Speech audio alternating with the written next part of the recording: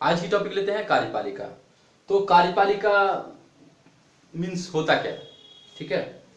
तो हम ऐसे पढ़ते हैं स्टोरी बेस्ड, ताकि कहानी याद रहेगा और एग्जाम वाले को भी बहुत से आराम होगा पेपर में। तो यानी कि कार्यपालिका सबसे पहले है क्या, एग्जीक्यूटिव।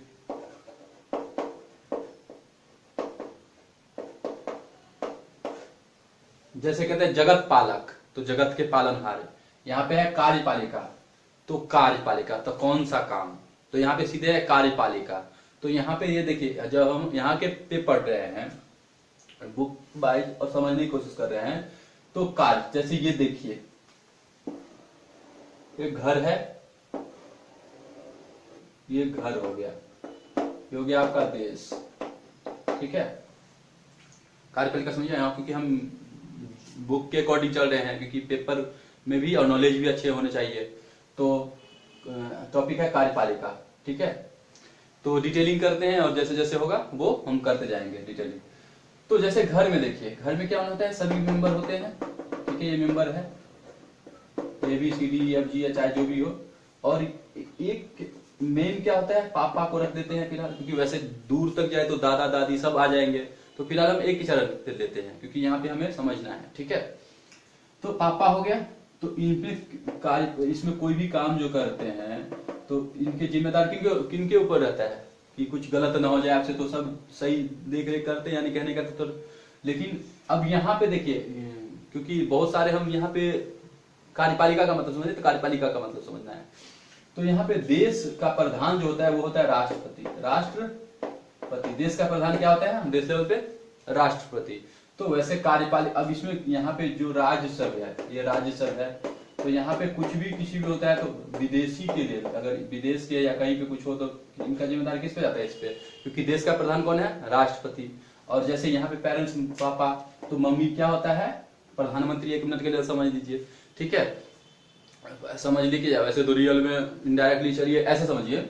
तो यहाँ पे हमारे देखिए, हमारे देश में संसदीय शासन प्रणाली लागू है। तो क्वेश्चन ऐसे भी सकते हैं, हमारे देश में कौन सा शासन प्रणाली है, तो संसदीय शासन। जैसे अध्यक्षीय, अर्ध अध्यक्षीय, तो जब हम वो जब उस पर डिटेलिंग करेंगे तो हम बताएंगे कि कैसे क्या का है, ठीक है। उस अध्यक्षीय में कौन सा क्या चीज है और अर्ध अध्यक्षीय में क्या है, संसदीय में क्या है। तो अभी इतना समझिए, हम संसदीय शासन प्रणाली में, ठीक है, हमारे देश में संसदीय शासन प्रणाली लागू है। तो जहाँ पे तो जब हम पढ़ेंगे तो उसकी डिटेलिंग करेंगे। तो यहाँ पे हम पढ़ रहे हैं कार्यपालिका अभी, और इसी से डिटेलिंग करेंगे आर्टिकल 52 से 62 तक में, 52 से 62 तक में। तो याद भी हो जाए और नॉलेज भी हो जाए, ऐसे हम पढ़ते हैं, ठीक है, ओके। तो देखिए, जैसे यहाँ पे पापा हो गया, हम एक चरण में ही ले रहे हैं, ज्यादा नहीं ले रहे हैं। तो यहाँ राष्ट्रपति, तो यहाँ पे हम पापा, यहाँ पे कंपेयर नहीं, यहाँ पे हम समझा रहे हैं। तो इस सारा जिम्मेदार किनके ऊपर रहता है, इनके ऊपर रहता है ना। तो उसी तरीके से ये राज्य कुछ होता है तो इनके लिए क्या होता है, राष्ट्रपति। तो यही होता है कार्यपालिका, क्योंकि दारोमदार जो कार्यभार जो है ना वो राष्ट्रपति के ऊपर। तो देश का प्रधान कौन होता है, देश का प्रधान कौन होता है, राष्ट्रपति। लेकिन सरकार, अगर कोई काम गलत उलट हुआ या कुछ हुआ तो उसमें तो क्या होता है, वो प्रधानमंत्री होता है। वो कौन होता है, तो देश का प्रधान, याद रखिए, देश का प्रधान कौन होता है, राष्ट्रपति, और सरकार का प्रधान प्रधानमंत्री। जैसे इसमें कुछ भी होता है तो पापा रहते हैं नौकरी पे, मतलब समझ गए ना कहने का तात्पर्य, और मम्मी रहता है तो कुछ होता है तो कहते हैं तुम ये सब काम काज कौन संभालता है, ये। तो संसदीय शासन प्रणाली में बस ये समझिए कि मम्मी जो है, ठीक है, तो ये सबको मतलब, क्योंकि ये तो रहते काम पे, लेकिन प्रधान तो ये है, जिम्मेदारी तो यही है, लेकिन काम काज कौन संभाल रहा है पूरा हर चीज को। तो इसी तरीके से प्रधानमंत्री। तो ये समझिए, सरकार का प्रधान कौन है, सरकार का प्रधान हो गया हमारा प्रधानमंत्री, और देश का प्रधान राष्ट्रपति। तो कहते हैं ना घर में कौन है, तो पापा, लेकिन चलता हो किसकी, तो मम्मी की। तो मम्मी तभी कहते हैं प्रधानमंत्री से ऑर्डर लीजिए, तो क्योंकि हमारे देश में संसदीय शासन प्रणाली लागू है, इंडिया की बात कर रहे हैं, ठीक है। तो आप समझ गए ना कार्यपालिका का मीन्स। अब हम आते हैं, अब ये स्थानीय लेवल पे भी होगा, हर जगह का अलग सिचुएशन के अकॉर्डिंग अलग होगा। स्थानीय लेवल पे मतलब ये समझना जिम्मेदारी, अब किस फील्ड में किसको है, तो स्थानीय लेवल पे कार्यपालिका अलग होगा, राष्ट्रीय लेवल पे अलग होगा, राज्य स्तर पे अलग होगा। तो एक संगठन बनता है, उस हिसाब से भाई कौन किसकी कर, जैसे कहे ना, अभी कहे ना जगत के पालनहार, पूरे मतलब हर फील्ड में वहां पे आ गया, क्योंकि जगत ही आ गया, पूरे वर्ल्ड ही आ गया उसी में। पालनहार तो हो गया, लेकिन यहाँ पे कार्यपालिका किस फील्ड में, वहां पे जगत ले लिए, तो वहां पे इंक्लूड हो गया सब, समझ गए। तो यहाँ पे आप कार्यपालिका समझ गए। अब लेते हैं हम टॉपिक ऐसे पढ़ते हैं जो कि एग्जाम वाले को थोड़ा आसानी हो, क्योंकि अगर हम नॉलेज देना चाहें तो नॉलेज तो आ जाएगा, लेकिन क्या है एग्जाम वाले थोड़ा अच्छा से नहीं कर पाएंगे, तो अच्छा से करने के लिए ही कुछ समझाते हैं, ठीक है। ताकि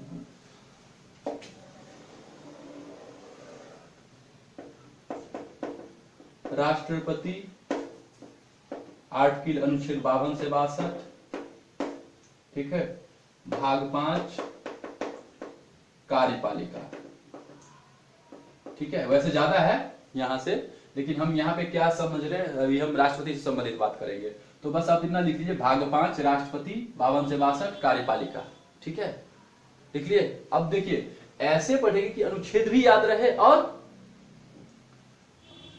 नॉलेज तो हो ही जाए।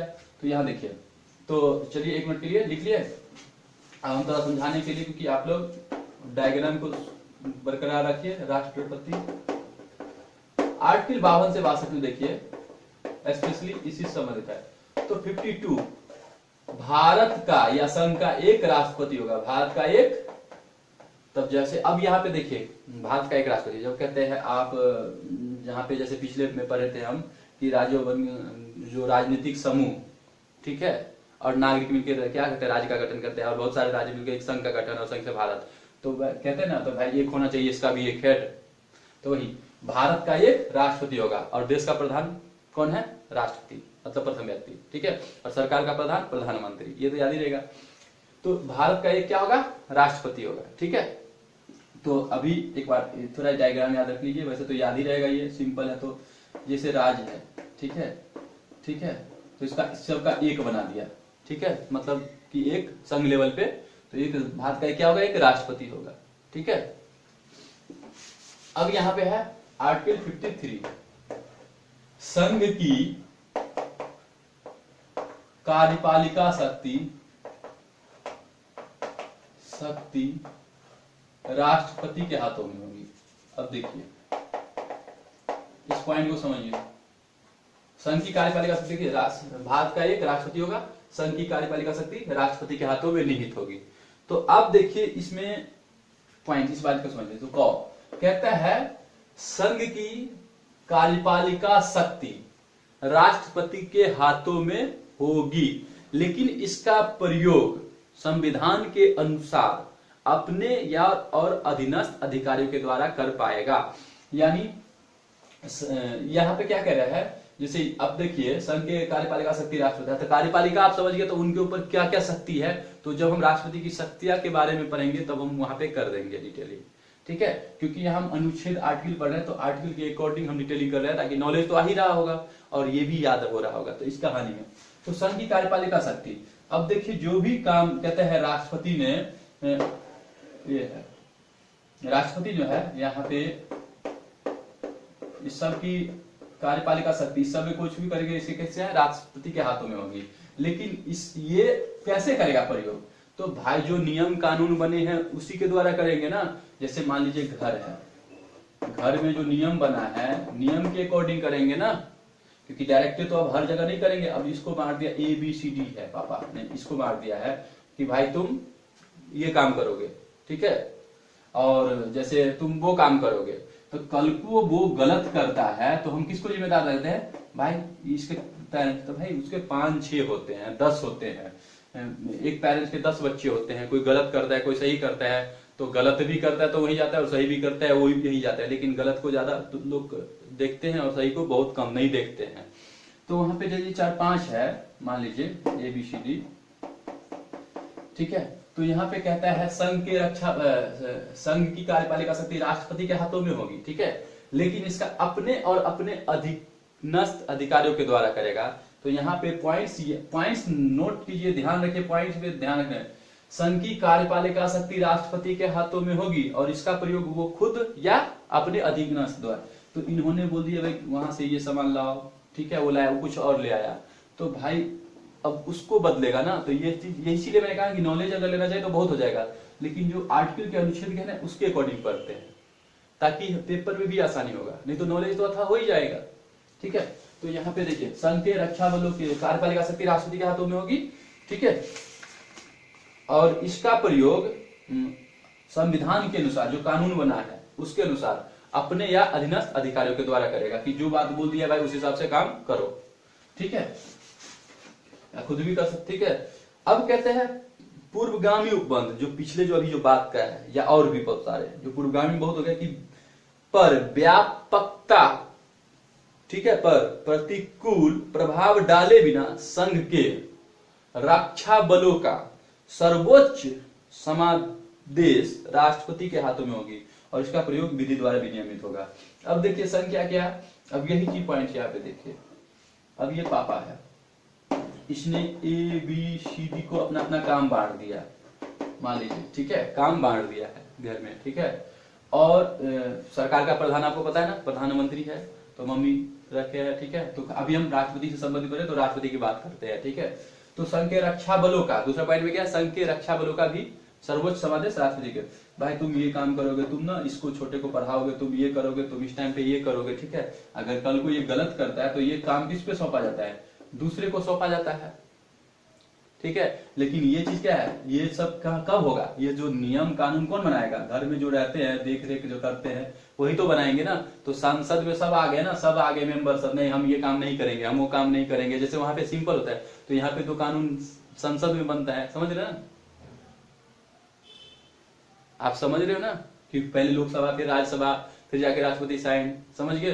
तो यहाँ तो अभी हम पढ़ रहे हैं राष्ट्रपति, तो यहाँ पे समझने की फिर से कोशिश कीजिए, बार बार समझा रहा हूं कि संघ के रक्षा बलों, जैसे नेवी, आर्मी, एयरफोर्स, प्रशासनिक सब आ गया, तो संघ के रक्षा बलों का सर्वोच्च समादेश किसमें होगा, राष्ट्रपति के हाथों में निहित होगी, लेकिन इसका प्रयोग वो संसद की विधि द्वारा विनियमित होगा, ठीक है। कि अगर कुछ होगा तो चेंज होगा तो फिर चेंज कर सकते हैं, ठीक है, वो चीज है। तो ये आपको इसलिए इस तरीके से ताकि याद रहे आपको, ठीक है। अब कहता है इस अनुच्छेद की कोई बात, और इस अनुच्छेद में भी दो बात जो कहे हैं, ठीक है, कि अपने या अधीनस्थ अधिकारियों के द्वारा करेगा, और दूसरा में श्रम के रक्षा बलों का सर्वोच्च समादेश राष्ट्रपति में नियमित हो गया। तीसरा में कह रहे हैं किसी विद्यमान विधि द्वारा, अब कहते हैं जो उपस्थित नियम है उसके द्वारा किसी राज्य की सरकार, एक ही चीज होता है, बस उसको एक बार पॉइंट समझ लेना, ये तो अपने आप समझ जाइएगा कि इस टॉपिक से लिया गया, इस अनुच्छेद से लिया गया ये बातें। जैसे किसी विद्यमान विधि द्वारा किसी राज्य की सरकार, अब माने ये राज्य है कोई, राज्य की सरकार ए है, या अन्य पदाधिकारी बी ले लेते हैं, ठीक है, को प्रदान किए गए कार्य, अब राष्ट्रपति जो है, प्रेसिडेंट जो है, इनको कार्य दे दिया, भाई तुम काम सौंप दिए हैं, मतलब का अब ये नियम द्वारा हो रहा है ना, तो आप समझिए जो नियम बना है उसके हिसाब से जो बना है, जो उसके काम सौंपा है, ठीक है। जैसे राज्यपाल हो गया तो डायरेक्ट मनोनीत करते हैं, ठीक है, मनोनीत करते हैं, नियुक्त करते हैं, नियुक्त करते हैं, राज्यपाल को क्या करता है, राष्ट्रपति नियुक्त करता है। तो अब ये चीज मैंने कहा ना, ये सब तो पढ़ेंगे जब कार्यपाल राष्ट्रपति का स्पेशल हम टॉपिक लेंगे और राष्ट्रपति के बारे में बताएंगे, उसका क्या काम है, अब वो कैसे क्या करता है, उसकी क्या क्या शक्तियां है और किस परिस्थिति में क्या करेंगे, वो चीज यहाँ पे हम अनुच्छेद को लेकर चलते हैं, और अनुच्छेद के अंदर जितना नॉलेज आ रहा है वो सब लेते जा रहे हैं, ठीक है। तो ये देखिए कहता है किसी विद्यमान विधि द्वारा किसी राज्य की सरकार या अन्य प्राधिकारी को प्रदान किए गए, अब इसको काम कोई है, ठीक है, तो राष्ट्रपति को अंतरित करने वाला, अब ये कुछ गलती कर रहा है तो कहते हैं ना ये गलती करता था, अभी बताया ना जस्ट, तो इन पे ही फोकस होता है, ठीक है। तो वो कहेगा इसको राष्ट्रपति को अंतरित करने वाली नहीं समझी जाएगी, क्योंकि भाई ये तो सभी के मेंबर के, मतलब उस हिसाब से कानून बनता है, उस हिसाब से ये, उस हिसाब से मतलब कहने का तात्पर्य नियम कानून से वो पोस्ट पे रहते हैं ना, अधिकारी का बनते हैं ना, चुनाव होके जैसे भी करके, तो वही कहते हैं राज्य के सरकार या अन्य पदाधिकारी, ठीक है, ठीक है, तो राष्ट्रपति को अंतरित करने वाली नहीं समझी जाएगी, क्योंकि ये अगर गलत होगा तो भाई इसको चेंज करो, दूसरा लगाओ, दूसरा बनाओ वो चीज, क्योंकि बहुत सारी है ना इसमें जब तक है ना, तो किसी को भी बना सकते हैं, ठीक है, पदाधिकारी। तो वही कहते हैं। अब दूसरा अगला है 3 के ख में, राष्ट्रपति के अलग, राष्ट्रपति से अलग भिन्न अन्य पदाधिकारियों को विधि द्वारा कृत्य प्रदान करने से संसद को भी निवारित करेगी।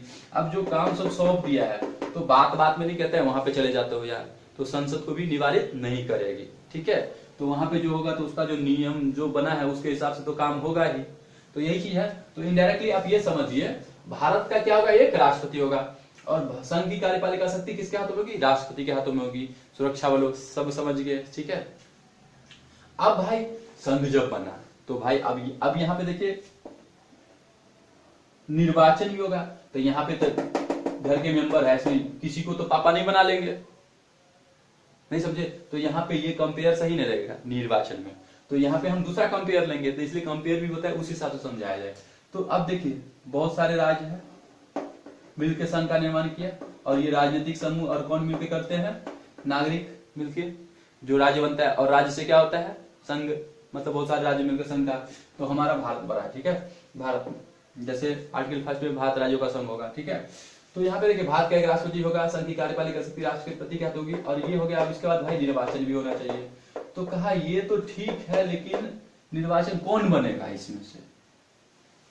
तो वहां पे वो तो नहीं है ना, 5 में से कौन बन जाएगा? हाँ? तो वहां पे हम पेरेंट्स को लेते हैं, बाद में कुछ समय बाद कि भाई कौन सूझबूझ कितना पढ़ा लिखा है, तो भाई इसको बना दो, ये जो कहेगा सो होगा, वो अलग बात है, राइट। तो यहाँ पे पॉइंट्स ये हो रहा है यहाँ पे कि अब निर्वाचन में कौन कौन भाग लेंगे, कौन रहेगा नहीं रहेगा। तो कहते हैं जो नॉलेज है वो सब आओ, इस काम के लिए वो सब सक्षम हो। तो यहाँ पे क्या होगा, कौन भाग लेंगे? तो देखिए क्या है पॉइंट्स, याद रहेगा 54 है ये। तो भारत का एक राष्ट्रपति होगा, संघ की कार्यपालिका शक्ति राष्ट्रपति का होगा, निर्वाचन। तो निर्वाचन में कहते हैं राष्ट्रपति के निर्वाचन ऐसे निर्वाचक गण के सदस्य करेंगे जिसमें संसद के दोनों सदस्य, अब संसद है के दोनों सदनों के निर्वाचित सदस्य। तो संसद है, इसके दोनों सदन ले लेते हैं, लोकसभा, राज्यसभा, निम्न सदन, उच्च सदन, house of people, council of state. Rajya Sabha को काउंसिल ऑफ स्टेट, और ये पहले ही बता चुके हैं, ठीक है। तो निम्न सदन, उच्च सदन, ठीक है। तो संसद के दोनों निर्वाचित सदस्य हो गए, दोनों सदनों के निर्वाचित सदस्य, और राज्यों के विधानसभाओं के निर्वाचित सदस्य होंगे। राज्यों से कौन सा होगा? राज्यों के विधानसभाओं के निर्वाचित सदस्य। स्टेट लेवल हो गया विधानसभा, ठीक है, लेजिस्लेटिव असेंबली, विधानसभा के राज्यों के विधानसभा से निर्वाचित सदस्य भाग लेंगे, ठीक है, लेजिस्लेटिव असेंबली विधानसभा के। तो अब यहाँ पे देखिए लोकसभा, राज्यसभा, ठीक है, संसद के दोनों सदनों के निर्वाचित सदस्य और राज्यों की विधानसभाओं के निर्वाचित सदस्य होंगे, भाग लेंगे इसमें, ठीक है, निर्वाचित सदस्य होंगे। अब कहते हैं यूनियन टेरिटरी यानी संघ राज्य क्षेत्र। संघ राज्य क्षेत्र में होंगे आपका दिल्ली और पांडिचेरी, उस दोनों मतलब संघ राज्य क्षेत्र से भी विधानसभाओं के जो निर्वाचित सदस्य होंगे वो गण होंगे राष्ट्रपति के निर्वाचन में, ठीक है। तो वही कहते हैं एक बार और, संसद के दोनों सदनों के निर्वाचित सदस्य, लोकसभा, राज्यसभा, ठीक है, और राज्यों की विधानसभाओं के निर्वाचित सदस्य, और यूनियन टेरिटरी में वही विधानसभाओं से, तो उसमें हो गया दिल्ली और पांडिचेरी। ये हो गया निर्वाचन में। तो ये इसलिए दिया जाया है कि ये क्वेश्चन में अगर ऐसे पूछ दे कि सांसद के दोनों निर्वाचित सदस्य कौन से आर्टिकल से संबंधित है, तो आर्टिकल 54, ठीक है। अब आ गया निर्वाचन की रीति, अब ये हो गया। तो भाई अब ये तो ठीक है, निर्वाचन में ये सब भाग लेंगे, तो निर्वाचन होगा कैसे? तो अब थोड़ा सा मैथ्स का कैलकुलेशन होगा, लेकिन हम इजी में समझना है, क्योंकि हम पढ़ रहे हैं निर्वाचन कैसे करेंगे, हमें कोई ये नहीं। अगर हाँ, तो अब लेते हैं 55, निर्वाचन की रीति, 55 निर्वाचन की रीति, ठीक है। तो इसको थोड़ा सा मिटा देते हैं, ध्यान आएगा ना, ठीक है। तो निर्वाचन की रीति लेते हैं। अब देखिए क्या क्या कह रहे हैं आर्टिकल 55 में, फिर से वो डायग्राम बना लेंगे, ठीक है। कहते हैं जहां तक साध्य हो राष्ट्रपति के निर्वाचन में भिन्न भिन्न राज्यों के प्रतिनिधित्व है, इसके मापमान में एकरूपता होगी।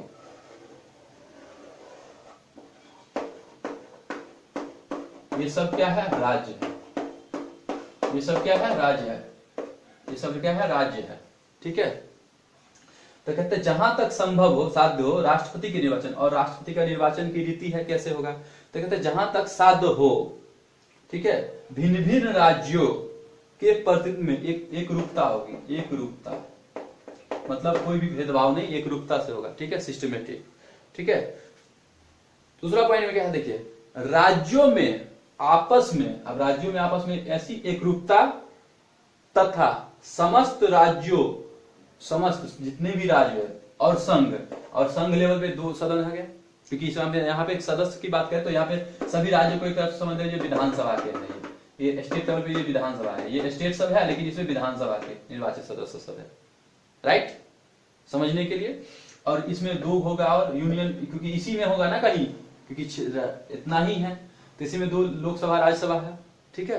तो वही कहते हैं राज्यों में आपस में ऐसी एकरूपता तथा समस्त राज्यों और संघों में समतुल्यता प्राप्त करने के लिए संसद और, देखिए संसद और प्रत्येक राज्य की विधानसभा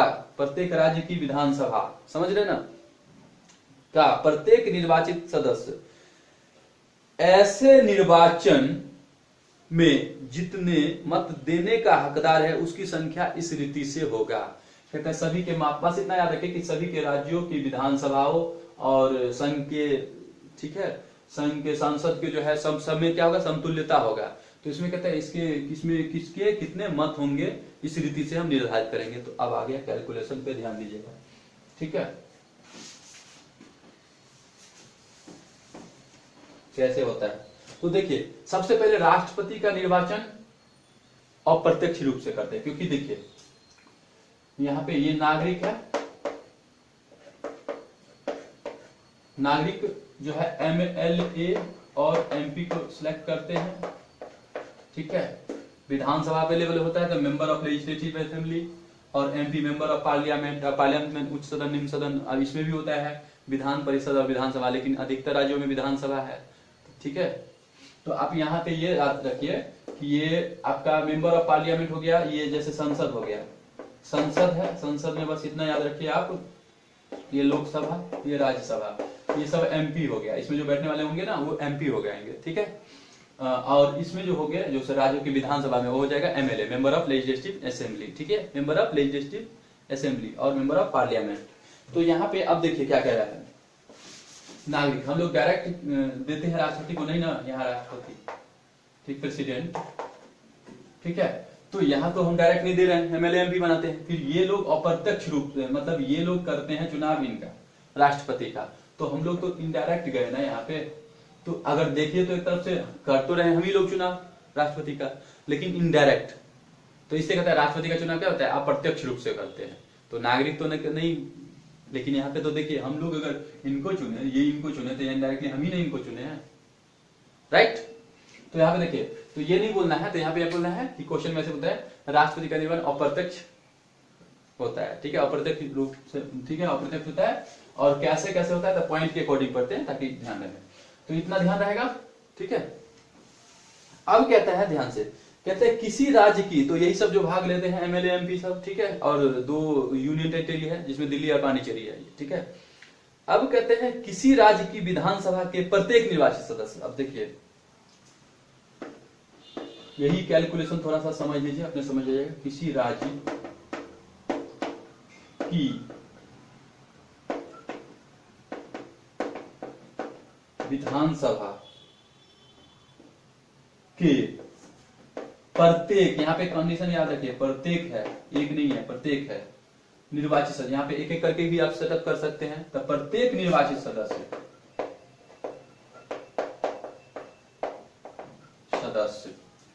के उतने मत इक्वल टू, देखिए कि उतने मत होंगे जितने की 1000 से गुणित, जितने की 1000 से गुणित उस भागफल में हो जो राज्य की जनसंख्या को, राज्य की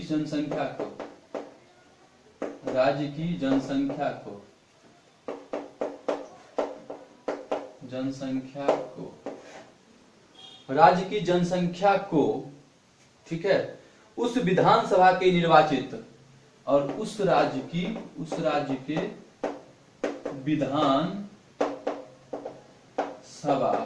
विधानसभा के निर्वाचित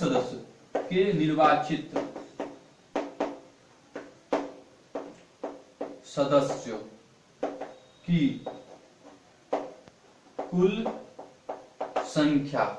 अब देखिए कैसे, किसी राज्य के विधानसभा के जितने भी निर्वाचित सदस्य होंगे, ठीक है, उसके कितने मत होंगे, कितने मतलब वोट है। तो देखिए कैसे कैलकुलेट करते हैं, राज्य की जनसंख्या, ठीक है, उसके, अब कहते हैं उसके भागफल में 1000 से गुणित हो। तो बस इसके भागफल में क्या था 1000 से, इसके भागफल जो निकला उसमें 1000 से गुणित हो। तो यहाँ पे हम इनडायरेक्टली देखें इसमें भाग देंगे, तो अगर हम देखें तो भागफल में 1000 से गुणित हो, हम यहाँ भी लिख सकते हैं समझाने के लिए। तो अब देखिए कैसे करना है कैलकुलेशन। जैसे हम यहाँ पे लिख देते हैं, सबसे पहले एक डेटा ले लेते हैं कोई उदाहरण के लिए। जैसे मान लीजिए यहाँ पे हमने कहीं से कलेक्ट कर लिया, कभी का है, जैसे आप उदाहरण में दो समझा देते हैं। एक पहले ले लेते हैं सर्टिक, ताकि आप लोगों को समझ में रहे। मान लीजिए एमपी है, एमपी मतलब कोई राज्य है, ठीक है। तो कहते हैं किसी राज्य के विधानसभा के प्रत्येक निर्वाचित सदस्य, तो यहाँ पे देखिए किसी है तो किसी की जगह लिख दे मध्य प्रदेश की विधानसभा के प्रत्येक, मतलब जिस जो भी निर्वाचित सदस्य है उसके वो निर्वाचित सदस्य के कितने मत होंगे। तो ये चीज यहाँ पे हो गया, ठीक। किसी राज्य मतलब मध्य प्रदेश ले लिया यहाँ पे, तो प्रत्येक मतलब यहाँ पे जो भी निर्वाचित सदस्य है, समझ गए ना, जो जो। तो इसको कैसे करेंगे, टोटल पॉपुलेशन ऑफ स्टेट, यानी कि राज्य की जनसंख्या, तो राज्य की कुल जनसंख्या। तो मान लीजिए यहाँ पे एक डेटा के अकॉर्डिंग हम यहाँ पे जो एक कुछ नंबर्स लिए हैं, तो यहाँ पे लिख लीजिए आप 300171180, ठीक है। बस ये लिख लीजिए, हम इसको और इजी तरीके से समझा देते हैं। पहले आप लिख लीजिए, थोड़ा समझ जाइएगा, समझने में आसानी होगा इसलिए। किसी राज्य की विधानसभा के प्रत्येक निर्वाचित सदस्य के मत बराबर राज्य की कुल जनसंख्या बता उस राज्य के विधानसभा के निर्वाचित सदस्यों की कुल संख्या गुने 1000, ठीक है। तो अब देखिए ये हो गया 300171180 अपॉन जैसे 230 सीट है राज्यों की विधानसभा, एमपी राज्य में 230 सीट है, ठीक है। तो हमने लिख दिया। अब यहाँ पे हम इसको क्या करते हैं, गुणित 1000, ठीक है। तो ये जब हम इसको काटते हैं तो हमें कितना आता है, ये जब हम इसको काटते हैं तो टोटल आ जाता है हमें। तो हम एक बार हम यहाँ पे इसको आपको समझाने के लिए थोड़ा देखते हैं, वैसे हम यहीं पे एक दे देंगे, लेकिन हम फिलहाल हम इसको हटा के रखते हैं, यहीं पे हम दे देंगे गुने जा। तो अब हम फिलहाल हम इसको हटा लेते हैं थोड़ा सा आपको कैलकुलेशन करने के लिए। तो जब इसको आप क्लियर काटिएगा ना, तो आएगा आपका ये 130509.47 डॉट डॉट, जो मतलब जो भी होगा अपॉन 1000, ठीक है। अब जब इसको कीजिएगा तो 130.50 डॉट डॉट आएगा, इतना हो गया। तो यही चीज है, किसी राज्य की विधानसभा के प्रत्येक निर्वाचित सदस्य के मत राज्य की कुल जनसंख्या अपॉन उस राज्य की विधानसभा के निर्वाचित सदस्यों की कुल संख्या गुने 1000। तो ये चीज हमने लिख दिया। यहाँ पे एक और उदाहरण दे देंगे इस पे आपको और इजी वे से, क्योंकि यहाँ तो हमने डाटा कलेक्ट किया है उस हिसाब से। तो ये इसके बाद क्या करना है, इसको अब ये जो डेटा है ना, इसको आपको मल्टीप्लाई कर देना है किससे, ये आपको ये जितने भी विधानसभा प्रत्येक निर्वाचित सदस्य है ना, तो यहाँ पे एक एक निर्वाचित सदस्य करके जो सेटअप होता है, जो जो भाग ले रहे हैं उसके अकॉर्डिंग। तो यहाँ पे क्या हो जाएगा आपको गुने 230। तो ये टोटल कितना हो गया, इसको मल्टीप्लाई किया तो शायद ये आया है 29900, ठीक है, ऐसे आया है, ठीक है, ठीक है। क्योंकि मैं यहाँ पे देखिए एक एस्टीमेट बता रहा हूं, क्योंकि हम कैलकुलेशन यहाँ पे समझने पे फोकस कर रहे हैं। यहाँ पे आया। अब इसके बाद क्या है, देखिए ये हो गया आपका, एक मिनट, ये पहले एक बार और इसको समझिए। ये है राज्य लेवल का स्ट्रक्चर, तो थोड़ा हम एक बार और समझ लीजिए। मान लीजिए यहाँ पे एमपी, ठीक है, का 10,000 है कुल आबादी, तो वहां की जनसंख्या, और 10 सीट है। यहाँ पे तो हम दे दिए किसी भी वर्ष का है, राइट। तो यहाँ पे हम 10 है, सीट 10 है, तो 10 एक मिनट 10 नहीं 8 देते, 10 देते हैं, कैलकुलेशन में थोड़ा सही होगा। 10 सीट है विधानसभा में, ठीक है, गुने 1000। तो यहाँ हम थोड़ा ज्यादा ले लेते हैं, ठीक है, 2 कर देते हैं, 2 लाख है, ठीक है, 2 लाख है वहां का पॉपुलेशन। तो हम यहाँ पे क्या करते हैं, इसको काट दिए, तो फिर ये 3 से ये 3 कट गया, तो क्या होगा 20, और इस 20 को क्या करना है, 20 को 10 से गुना करना है, तो 20 यानी 200, यानी टोटल 200 क्या होगा, एक प्रत्येक निर्वाचित सदस्य के क्या हो गया 200 मत होंगे, समझ गए ना। तो वही है ना कि राज्य की विधानसभा के प्रत्येक निर्वाचित सदस्य, प्रत्येक मतलब जो भी होगा निर्वाचित सदस्य उसके कितने होंगे 200 मत होंगे। समझ में आ गया, राइट, ओके। अब तो पक्का समझ में आई हो गया होगा, क्योंकि यहाँ पे हमने कोई डाटा ले लिया है, यहाँ पे मैंने आपको समझा दिया, ठीक है। अब इसको मिटाते हैं, राज्य के लेवल पे आप समझ गए। अब इसको हम मिटा के, अब देखिए, तो ये जब राज्यों के लेवल ऐसे ही करके निकालते हैं, सभी राज्य के अपना निकालेंगे, तो यही सब कलेक्ट करेंगे। फिर इसके बाद है अब एमपी। अब ये तो हो गया आपका किसका, क्या कहते हो आपको, अब ये हो गया आपका एमपी का, एमपी के मत निकालते हैं। अब एमपी, सॉरी वो एमएलए के थे, सॉरी नहीं, मतलब कहने का तो आपको हिंदी यही दी, वहां मध्य प्रदेश हम लिए थे, वहां एमपी मतलब, और यहाँ का एमपी मतलब हो गया वही मेंबर ऑफ पार्लियामेंट, क्योंकि वहां पे हम राज्यों की विधानसभा के निर्वाचित सदस्य एमएलए का निकाल रहे थे, और यहाँ पे किस हिसाब से निकाल रहे हैं, मेंबर ऑफ पार्लियामेंट का। वहां मध्य प्रदेश हम थोड़ा सा डेटा ले लिए थे, समझ रहे हो ना, राज्य का। और यहाँ पे हम संसद के ले लिए, संसद के सदन के निर्वाचित सदस्य के, ठीक है। तो कैसे है, तो total value of votes of N MLA in the country, total. अब इसी करके टोटल जो विधानसभा के जो जितने निकालेंगे वो टोटल निकालेगा, जितने भी एमएलए है और जितने भी एमएलए का वोट सब टोटल कैलकुलेट हुआ है। जैसे एक राज्य का मान लिया कितना निकला था अपना 29900 ऐसे करके, तो ऐसे करके सभी राज्य के निकलेंगे, ठीक है। तो वही सब यहाँ पे है, टोटल कुल करके यहाँ पे जो ऐड होंगे। तो यहाँ है total value of votes of all MLA in the country, तो कहते हैं देश में, ठीक है, मेंबर ऑफ लेजिस्लेटिव असेंबली, ठीक है, एमएलए मतलब टोटल वोट्स, यहाँ पे है टोटल यानी कुल, हाँ कुल, आप लिख लीजिए 1 मिनट।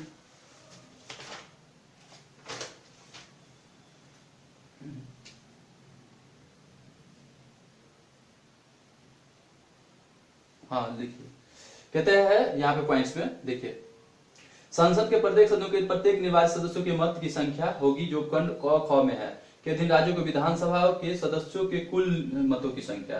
तो देखिए यहाँ पे राज्यों के विधान सभाओं के कुल मतों की संख्या, तो वही चीज जो अभी निकाले हैं ये सभी निकलेंगे, सभी के एक एक, जैसे मध्य प्रदेश के निकाले थे वैसे से सभी राज्य के निकलेंगे, सभी राज्य के निकलेंगे ना, और इसमें दिल्ली और पांडिचेरी भी होंगे, ठीक है। अब यहाँ पे हम क्योंकि राज्यों की विधानसभा ही हुआ है वो, और यहाँ पे हम कौन सा ले लिए, एमपी यानी मेंबर ऑफ पार्लियामेंट, सांसद के में निकाल रहे हैं, ठीक है। तो अब ये हो गया राज्यों के विधानसभाओं के कुल मतों की संख्या, राज्यों के विधानसभाओं, राज्यों के विधानसभाओं, अब ये टोटल जितना है कुल मतों की संख्या, ठीक है, को संसद के दोनों सदनों के निवासियों की कुल संख्या से। अब यहाँ पे लोकसभा प्लस राज्यसभा कि जितने भी मेंबर है, ठीक है, जितने भी में है, जैसे कहते हैं 543 और 233, ठीक है, 776, ठीक है। अब डिटेलिंग तो करते रहेंगे, जैसे फिलहाल समझ लीजिए, तो राज्यों की विधानसभाओं की जो है कुल मतों की संख्या कितना है आपका, ये दोनों सदनों के निर्वाचित सदस्यों के कुल संख्या, ठीक है, टोटल नंबर ऑफ एमपी। तो दोनों में एमपी कितने हो गए, कुल कितने हो गए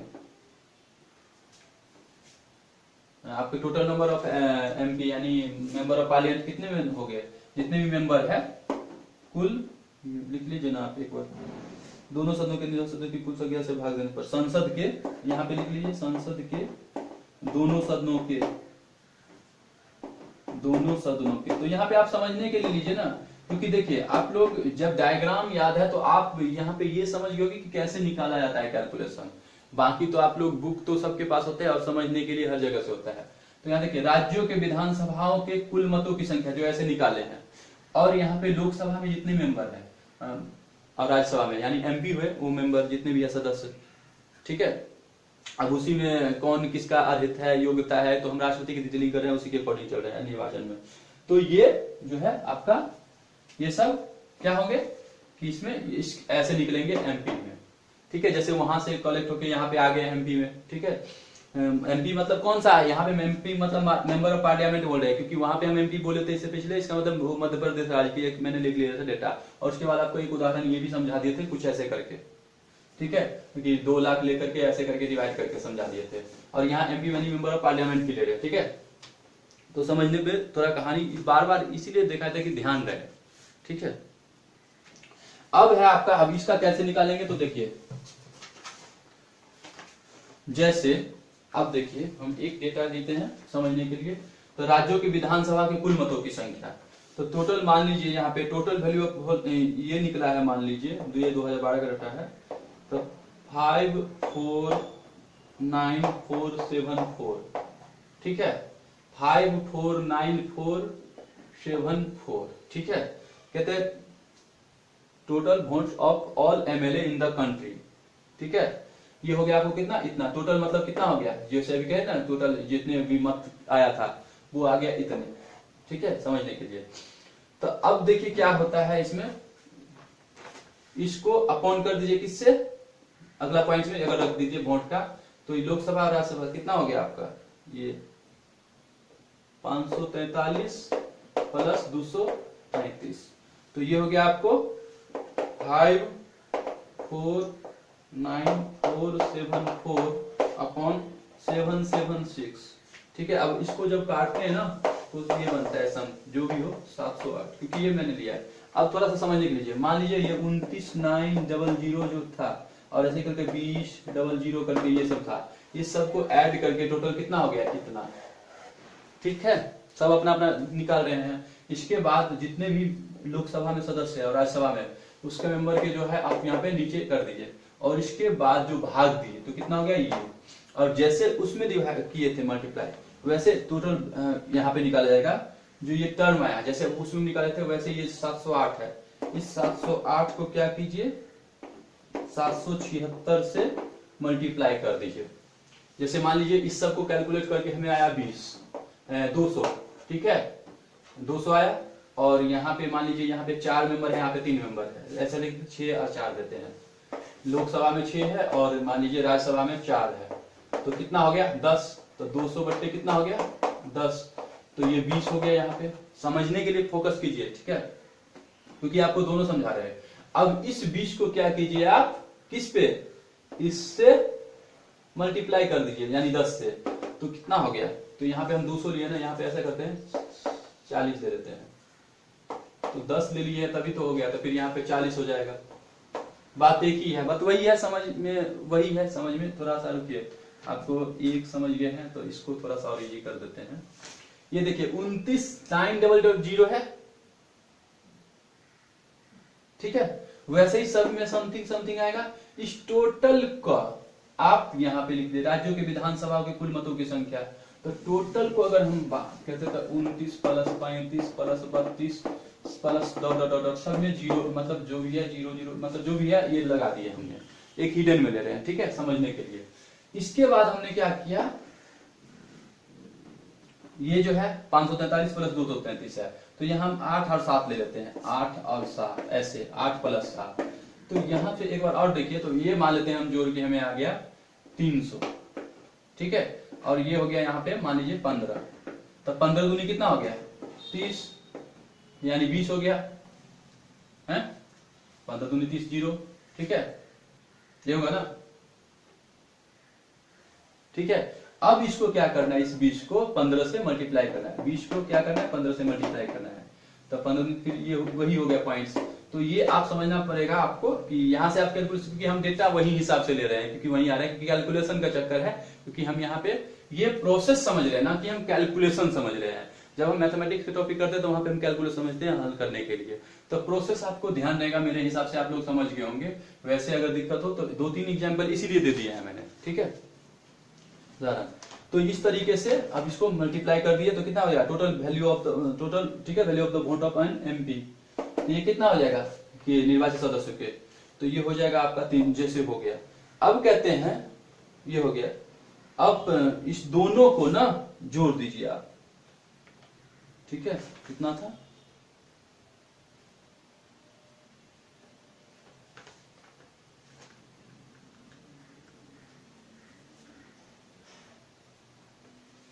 अब ये कितना होगा देखिए ध्यान से, इतना तक ओके है। 2-3 उदाहरण दिए हैं, आप लोग समझ रहे होंगे। अब इसको मिटाते हैं। अब देखिए इसके बाद क्या है, तब प्रेसिडेंट के इलेक्शन में टोटल कितने होंगे, total votes of the count for, तो ये हो गया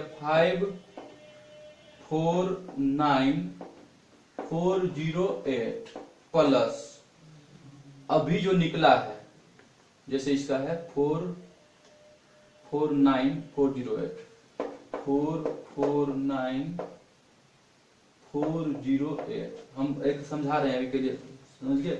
तो ये देखिए, ये जो है हमारा जो राज्यों की विधानसभाओं के जितने भी थे मत, उस सबको टोटल ऐड करके यहाँ पे लिख दिए हैं। और एक जो है एमपी का, ये तो है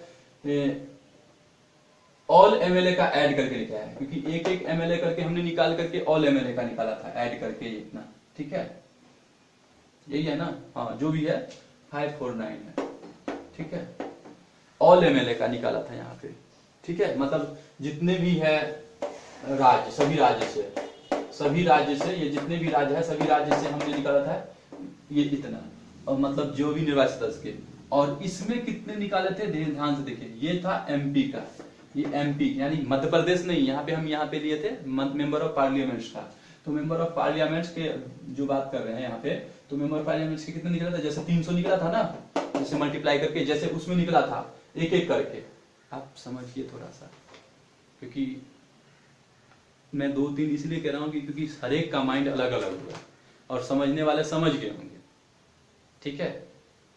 तो ये कैलकुलेशन इसलिए कि एक बार माइंड में समझ लीजिए, तो जो हमने निकाला था ना उसके अकॉर्डिंग आप रिपीट कीजिए, समझ जाएगा। तो इस दोनों को जोड़ लीजिए आप, तो ये हो गया सभी राज्यों का हो गया जो है, जो मतलब निकला था कैलकुलेट करके, और ये एक एमपी का निकला है, एमपी टोटल एमपी का उस हिसाब से निकल गया।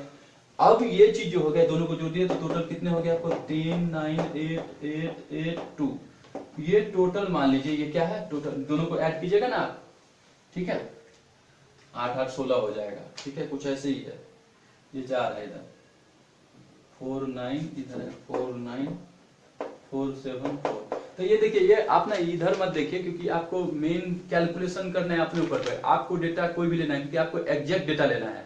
अगर वास्तव में आप चाहते हो कि नहीं कि सर गलत पढ़ाए हैं, तो आप ना पॉपुलेशन जब पॉपुलेशन लेते हो किसी भी राज्य का, उस हिसाब से एक एक करके निकालो, तभी आपको पता चलेगा। यहाँ पे तो हम प्रोसेस समझा रहे हैं ना, कैसे निकालते हैं, यहाँ तो हम प्रोसेस समझा रहे हैं, इसलिए हम डेटा पे कॉन्सेंट्रेट कम कर रहे हैं, क्योंकि जब डेटा की बात करेंगे तो वहां पे डेटा, यहाँ पे हम प्रोसेस समझा रहे हैं, निर्वाचन की रीति कि कैसे भाग लेंगे। तो आपने समझ गए होंगे कैसे भाग देते हैं, कैसे करते होंगे। तो इनकेस 1-2 बार रिपीट देख ले या समझ लो तो हो जाएगा, या पेपर वर्क कर ले अच्छे से तो हो जाएगा। अब 2-3 बार बहुत सारे है, और बार बार मैं रिपीट कर रहा हूँ इसीलिए ताकि आप लोग समझ जाए। ये टोटल हो गया प्रेसिडेंट के इलेक्शन में, प्रेसिडेंट इलेक्शन के लिए। तो यही पॉइंट दूसरा में कहता है। अब इसी में तीसरा पॉइंट क्या कहता है, देखिए इसी में कहता है कि अब देखिए पॉइंट क्या कहता है, संसद के प्रत्येक सदन के प्रत्येक निर्वाचित सदस्य के मतों की संख्या वह होगी जो उपखंड ख और ख, जो अभी हम जितना भी पढ़े हैं, अधीन राज्यों की विधानसभा के सदस्य की नियत कुल संख्या को दोनों सदनों से निर्वाचित कुल भाग देने पर जो आए, जिसमें से आधे से अधिक को एक गिना जाएगा, अन्य भिन्नों की उपेक्षा की जाएगी। अब ये सिस्टम होता है आपका कैसे से, आप समझ लीजिए, ये चीज हो गया, ठीक है। अब देखिए इसको अब 2 से भाग दीजिए, ठीक है। अब यहाँ पे 1 मिनट, अब मान लीजिए ये हो गया, यहाँ तक क्लियर, 2 पॉइंट समझ गए। क्योंकि डेटा आप कुछ भी ले सकते हैं, क्योंकि हम फोकस कर रहे हैं इस पे समझाने की। अगर डेटा कोई भी एनालिसिस कर सकता है, क्योंकि बुक है, बुक के अकॉर्डिंग ले रहे हैं, क्योंकि डेटा एनालिसिस करने के लिए तो कुछ भी दे सकते थे। तो अब देखिए कहते हैं राष्ट्रपति का निर्वाचन आनुपातिक प्रतिनिधित्व पद्धति द्वारा एकल संक्रमणीय मत द्वारा होगा, और ऐसे निर्वाचन में मतदान गुप्त होगा। तो देखिए अब क्या होता है ध्यान से, जैसे मान लीजिए टोटल जितना भी था कैंडिडेट है ABCD, 4 कैंडिडेट है, ये 4 कैंडिडेट है, ठीक है। और जितने भी वोट थे वहां पे जो भी समथिंग था, तो हम मान लेते हैं 15,000। अब यहाँ उदाहरण दे लिया हम दूसरा, क्योंकि आप टोटल कैलकुलेट कीजिएगा ना तो अलग आएगा।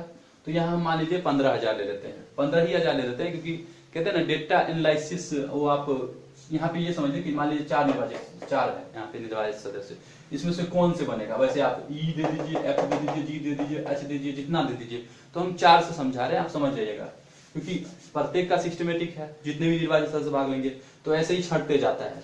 तो देखिए क्या होता है इसमें, जैसे ये जो भी होता है, तो जैसे मान लीजिए 1 के 5250 है टोटल वोट है, ठीक है, कैंडिडेट्स है, ठीक, कैंडिडेट, ठीक है, प्रतियोगी, और ये वोटर, ठीक है, वोट 5250 हो गया, ठीक है। और बी में हो गया आपको, बी को पड़ा 4800, सी को पड़ा 2700 और डी को पड़ा 2250, ठीक है। तो ये टोटल देखिए, टोटल वोट्स जैसे कहते हैं क्वांटिटी है 15,000, मतलब टोटल समझ लिया, हम वहां पे कैलकुलेशन किए थे, इतना निकला है, क्योंकि वहां के कैलकुलेशन कुछ अलग, वहां पे अलग चीज समझा रहे थे, और यहाँ पे एकल संगणनीय पद्धति का सिस्टमेटिक। तो देखिए अब ये है, तो यहाँ पे कह रहा है कि इसको डिवाइड कीजिए, यहाँ पे ये ध्यान रखिएगा, 15,000 भागा 2 + 1, इसको यानी 7,500 + 1, जिसको 7501 वोट होगा, ठीक है, वो जीत गया, जिसको ये होगा तो जीत गया। यानी टोटल वोट्स का आधा कीजिए और +1 जोड़ दीजिए, अगर कम है तो तब तक वो प्रोसेस चलता रहेगा, ठीक है। तो ये टोटल वोट्स है, इसको ये जो है ना सिस्टमेटिक आधा कर दीजिए, +1 जो है जोड़ दीजिए, और इससे पहले अगर किसी का जिसका हिसाब से आता है तो वो ऐसे ही हो जाएगा। तो देखिए मान लीजिए अब क्या हुआ, इसको डिटेलिंग करते हैं, अच्छे से समझाते हैं, ठीक है। तो ये अब देखिए यहाँ पे ये है पहला, तो ये तो पहले ही निकल जाएगा क्योंकि ऑलरेडी कम है इसमें, तो इसमें तो ऐसे ही अप्लाई नहीं होगा, 2250 ये तो ऐसे ही निकल जाएगा, तो इसको ऐसे ही हटा दो। तो ये जो है ये, तो ये 2250 जो है ये डी निकल गया, डी हट गया यहां से, ठीक है। तो ये 2250 इसमें बढ़ जाएगा। तो इस सब में मान लीजिए इसका अब हम अपने तरीके से समझाते हैं, यहाँ पे ज्यादा कैलकुलेशन हो लिए, खैर कोई बात नहीं, क्योंकि समझाने पे फोकस करें तो ध्यान से समझिए। थोड़ा हम डेटा छोटा कर लेते हैं, तो फिर कौन इतना कैलकुलेशन करेगा, ठीक है। मान लीजिए 40 ए को है, 10 एक को है, 15 एक को है, और डी को है 6, इसको लेते हैं 18 20, ये जीरो वाला टर्म लेते हैं ताकि समझने में आसानी हो। 15 40 30 20 10, ठीक है। अब ये यहाँ पे हम टोटल ले लेते हैं, आपका 40 70 20 90 10 100 है, मान लीजिए 100 ले लेते हैं ये टोटल। तो ये हो जाएगा आपका इधर टोटल कितना है वोट्स, 100/2 यानी 50 + 1, यानी जिसको 51 होगा वो हो जाएगा, ठीक है। तो अब देखिए क्या है यहाँ पे ध्यान से, तो 10/2 + 1 6, ऐसे ही हट गया ये, ठीक है। अब ये 10 सीट जो है इस तीनों में बढ़ जाएगा। अब ये कैसे बढ़ता है, तो देखिए तब कहता है जब कैंडिडेट कोई बनता है ना तो प्रीफर करता है ऐसे। अब मान लीजिए ये 4 कैंडिडेट है, A B C D, तो किसी का चॉइस पहले रहता है, पहले नंबर पे कहता है ये, ठीक है, दूसरे नंबर पे ये, तीसरे नंबर पे ये, चौथे नंबर पे ये, ठीक है। तो कोई कहता है नहीं पहला नंबर मेरा ये होगा C, दूसरा नंबर कहता है मेरा B होगा, तीसरा नंबर A होगा, चौथा नंबर D होगा। तो कहता है ये पहले एक इसको लो, सुमित को लो, फिर अमित को लो, अगर ये भी नहीं ले रहा है तो भाई वो लो। तो वही सबका अपना अपना प्रीफर होता है। तो उसमें देखो टोटल नंबर सब जो जितने भी लोग इसमें भाग ले रहे हैं, समझ रहे ना आप कितने हैं, तो वो लोग किनको इलेक्ट करें कि भाई ये 4 कैंडिडेट जैसे हुआ है मान लीजिए इसमें, ठीक है। तो उसमें हम मेरा मत इसको जाता है, मेरा मत इसको जाता है, मेरा मत इसको जाता है, जो सिस्टमेटिक होता है ना उसके अकॉर्डिंग उतने के जो मिलेंगे जिसके वोट, जैसे नंबर ऑफ कहते हैं ना, निकाले थे अभी डिटेल, तो ये चीज आती है, यही होता है एकल संपूर्ण पद द्वारा। तो जैसे अब ये 20 जो 10 इसमें से जो गायब हुआ है, जैसे 100 40 70 20 90 100, तो 10 में ये क्या किया, सब ना इसको दे दिया, सब मान लेते सब ने प्रीफर, जिसमें 8 इसको प्रीफर कर दिया। तो सी के हो गए अब 28, और इसको हो गए 31, और इसको हो गए 41, इसको हो गए 41, इसको हो गए 41। तो अब ये भी देखिए सिस्टमेटिक 14 + 1, ये भी नहीं हो रहा है, तो ये भी क्या होगा, क्विट कर लेगा।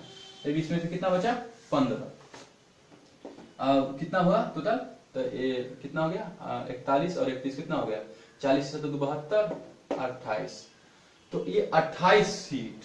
अब ये 28 बचा है, तो ये 28 इस दोनों में बटेगा, 28 इस दोनों में बटेगा।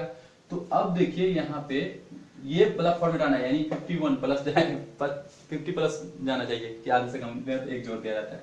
तो यहाँ पे अब देखिए 28 में से 22 दे दिया इनको, 22 दे दिया, जैसे 1 मिनट 31 था प्लस 22 दे दिया इसको, और 6 दे दिया उन्हें, मान लीजिए 6 ही दिया। तो अब देखिए इधर लाकी वो मत ला, लेकिन ये क्या हो गया, हर गए, और ये क्या हो गया 30 20 50 1 52 53। तो ये देखिए ये नियम फॉलो हो रहा है।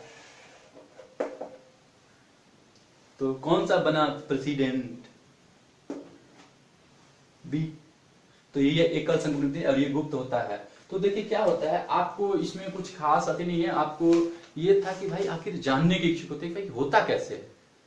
वैसे आप कहानी इतना कहते हैं ना, इतना सर उलझा दिए, लेकिन आप इतना उलझाए नहीं, बार बार रिपीट इसलिए किया ताकि आपके माइंड में घुस जाए। इसलिए एक बार डेटा देने के बाद भी हम अलग अलग दे रहे थे कैलकुलेशन में।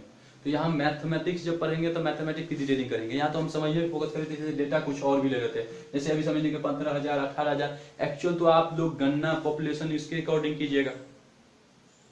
तो ये चीज हो गया आपका इस तरीके से संकलन एकल संकलन पद्धति द्वारा। तो अब देखिए थोड़ा सा हिंट समझते हैं। तो राष्ट्रपति के निर्वाचन की रीति, ठीक है, एक बार और हिंट ले लेते हैं, ठीक है। तो सबसे पहले क्या है, देखिए ध्यान से, कहते हैं जहां तक साध हो राष्ट्रपति के निर्वाचन में भिन्न भिन्न राज्यों के प्रतिनिधित्व के मापमान में एक रूपता होगी। कहते हैं राज्यों में आपस में ऐसी एक रूपता तथा समस्त राज्यों और संघ में समतुल्यता प्राप्त करने के लिए संसद और प्रत्येक राज्यों की विधानसभा के निर्वाचित सदस्य के इतने मत होंगे। और मत कैसे निकाला जाता है वो आपको समझा चुके हैं।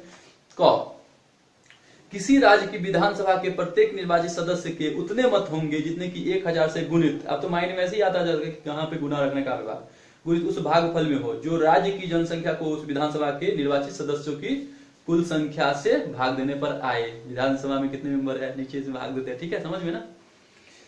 फिर कहते हैं यदि 1000 से उक्त गुणित को लेने पे शेष 500 से कम हो, ठीक है, प्रश्न में, तो कहते हैं निर्दिष्ट प्रत्येक सदस्यों के मतों की संख्या में एक और जुड़ जाएगा। और ये वहां पे भी आप सिस्टम कर सकते हैं, ठीक है, जो मत में।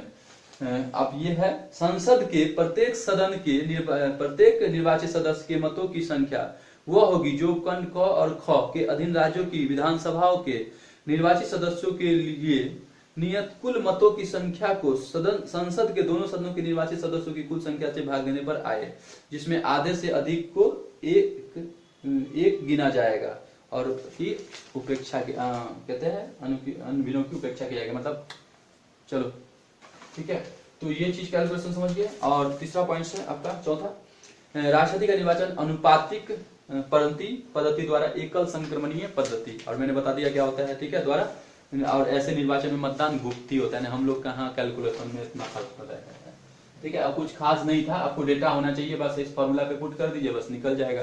कैलकुलेटर किस लिए, और कैलकुलेटर नहीं तो हाथ से, समझ गए ना। तो ये चीज है, तो ये चीज आपको खाली बस समझना था, ठीक है। एक होता है ना अनभिज्ञ कैसे निकाले, तो रे ओ बी मार क्या कहते हैं ना सिंगम में, कहते हैं पंखे से ये कर देंगे, ये भी तो कैलकुलेशन में यही होता है, ठीक है। तो समझने के लिए हम कुछ ले लेते हैं 4 5 6 7 8। जब हम कैलकुलेशन जब स्पेशल टॉपिक ही करते हैं तो हमें तो भाई डेटा लेना ही पड़ेगा, तब तो खुद से ही फास्ट कैलकुलेशन करो या कैसे, तब वहां पे पता चलता है। यहाँ तो हम ये प्रोसेस समझ रहे थे, राइट। तो मेन होता था समझ, जब एक बार समझ गए ना तो सब हो जाएगा। नहीं समझे तो क्या, एक ही बार देखे, लेकिन अच्छे से देखे, पेपर कॉपी लेके होते सब एक ही बार में क्लियर माइंड में कहानी। अब आ गया देखिए, अब कहते हैं यहाँ पे पॉइंट्स, अब हम फिगर बनाते हैं। राष्ट्रपति था ना 52 से 62 तक था राष्ट्रपति, कार्यपालिका भाग 5, तो हम लेते हैं 52 में क्या था, भारत का एक राष्ट्रपति होगा। अब देखिए ध्यान से, भारत का एक क्या होगा, राष्ट्रपति होगा। संघ की कार्यपालिका शक्ति 53 में था, संघ की कार्यपालिका शक्ति किसके हाथों में होगी, राष्ट्रपति के हाथों में होगी। 54 में क्या था, निर्वाचन, किसका निर्वाचन, राष्ट्रपति का निर्वाचन। और 55 में पढ़े निर्वाचन की रीति। और ये कहानी इतना ये वो भी पढ़े, मतलब समझ गए ना, याद ही हो गया मेरे हिसाब से। बस वही है, एक दो बार आप कैलकुलेशन कर लीजिएगा, समझ में आ जाएगा क्या है ना क्या चाह रहे हैं। बस आपको इसके बाद याद रखने की कभी जरूरत ही नहीं है कैसे होता है। निर्वाचन की रीति, किसके निर्वाचन की रीति, राष्ट्रपति, ठीक है। अब आ गया भाई ये निर्वाचन, ठीक है, निर्वाचन भी हो गया, इस हिसाब से बन गया राष्ट्रपति बन गए, ठीक है। तो भाई पुनर्निर्वाचन के लिए यहाँ पे पदावधि है, इसके बाद है आपका 56 में पदावधि। तो भाई तुम राष्ट्रपति आप बन गए, अब पदावधि कितने साल, क्या नियम सब तो होगा, ऐसे तो नहीं हो गया, कहीं आप बीच में बहुत कुछ होता है। तो पदावधि, तो कहते हैं राष्ट्रपति अपने पद ग्रहण की तारीख से 5 वर्ष की अवधि तक धारण करेगा। तो राष्ट्रपति कितने साल तक रह सकता है? 5 साल तक एक बार में, फर्स्ट टाइम में, ठीक है। अब कहता है राष्ट्रपति है, अब राष्ट्रपति को क्या करना पड़ेगा कि अगर नहीं भाई मुझे अपना पद हटाना है, राष्ट्रपति में यार नहीं राष्ट्रपति हमें नहीं बनना है, ठीक है, तो पद त्याग करना है, तो वो उपराष्ट्रपति को संबोधित करेगा, अपने हस्ताक्षर सहित अपना लेटर देगा, ठीक है, उपराष्ट्रपति को दे देंगे, ठीक है। अब हम जब उपराष्ट्रपति करेंगे तो वहां पे भी बता देंगे वो क्या होता है नहीं होता है। तो राष्ट्रपति उपराष्ट्रपति को संबोधित अपने हस्ताक्षर सहित द्वारा अपना त्याग पत्र दे सकेगा, ठीक है, अपना पद त्याग देगा, या त्याग पत्र समझिए, या त्याग वो सीधे डायरेक्टली, ठीक है, कि राष्ट्रपति उपराष्ट्रपति को संबोधित अपने हस्ताक्षर सहित लेख द्वारा अपना पद त्याग कर सकेगा, ठीक है।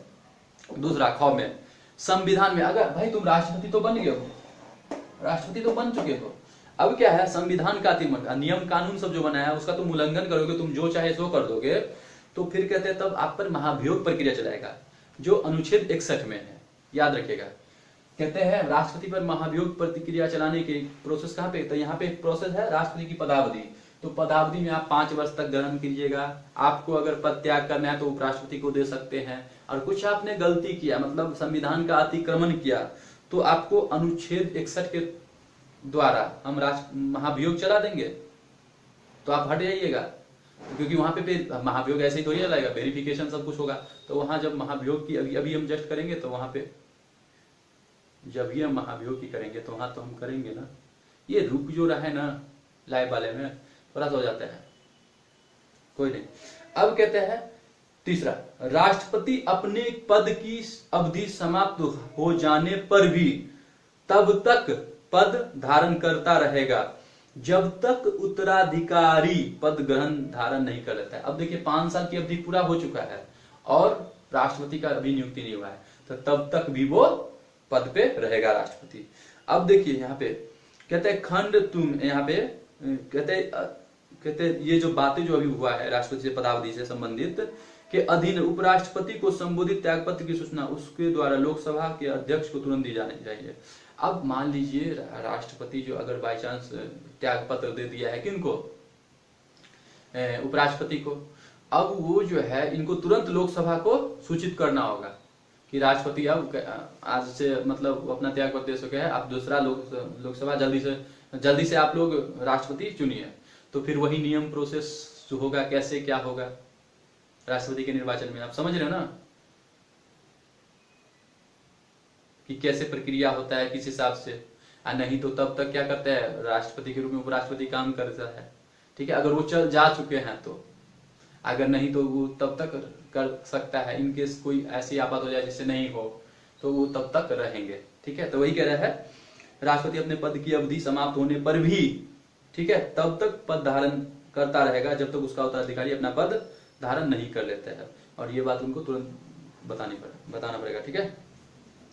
अब भाई 56 में हो गया पदावधि किसकी पदावधि, राष्ट्रपति की पदावधि। अब आ गया आपको 57 में तो पुनः निर्वाचन के लिए पात्रता। भाई राष्ट्रपति तो आप बन चुके हैं, 5 साल हो गया भाई, आप भर चुके हैं, फिर से बन पाइएगा तो है।